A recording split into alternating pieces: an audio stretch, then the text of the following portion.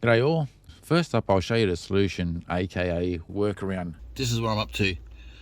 These two wires here on the BCM, they get to the indicators. So I'm cutting them and I'm going to put them on a toggle switch. Get in the camera view. Put it on a toggle switch so I can flick the switch on and off to, I'm going to leave it on to start off with. When the indicators come on next time, I'll flick the toggle switch, and if they go off, then I'll know that the problem is the BCU, and probably the only way to fix it is to replace the BCU. I've already resoldered the BCU with all the relays and that, and it didn't make any difference. I thought it did. It went 6 days good, and then the problem came back. So now I'm cutting the connections and see if that, to diagnose it, and also I could probably just leave it that way, and I probably will. So when they come back on, I'll flick the toggle switch. If the lights go off, I know it's this, and I'll just leave the toggle switch off. Okay, so the toggle switch is off at the moment. I'll press the button here. There's no light flash.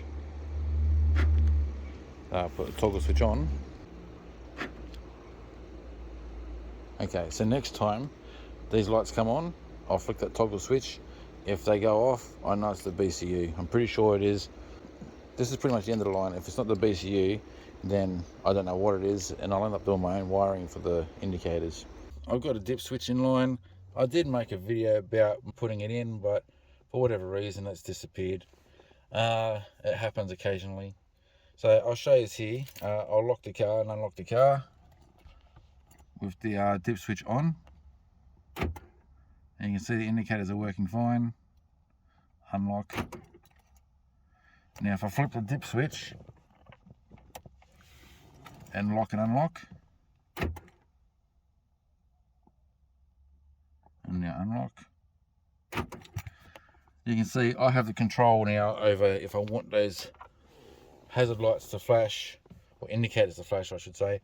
So if the problem ever comes back, I have the power to overcome it. I'm not going to have a flat battery and I can keep driving. I can just turn the lights off and from that dip switch and overcome the problem.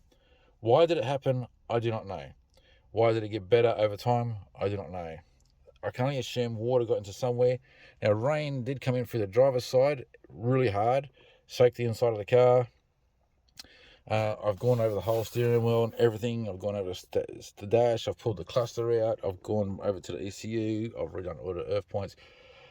I've made a first video anyway explaining all that, and I have no idea why. It's just when I put the dip switch in, the problem's only shown up twice, and now I leave the switch on all the time and the car's just behaving normal. So no idea why, but like that's why I call it a workaround and not a solution, because I never found the problem. I just found a way to get around it.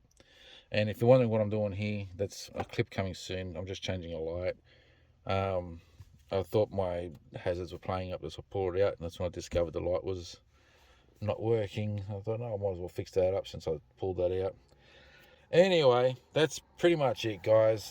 The problem's gone away, and that's the most important thing. But I'm glad it happened to me, because I'm somebody who's going to track the problem down to fix it. I don't just give up on it. I would have rewired the car with a standard setup of indicators and so forth had that not happened. Auto lock. I like that feature. That's because I unlocked the car and I haven't opened the doors, so the car automatically locks 5 minutes later.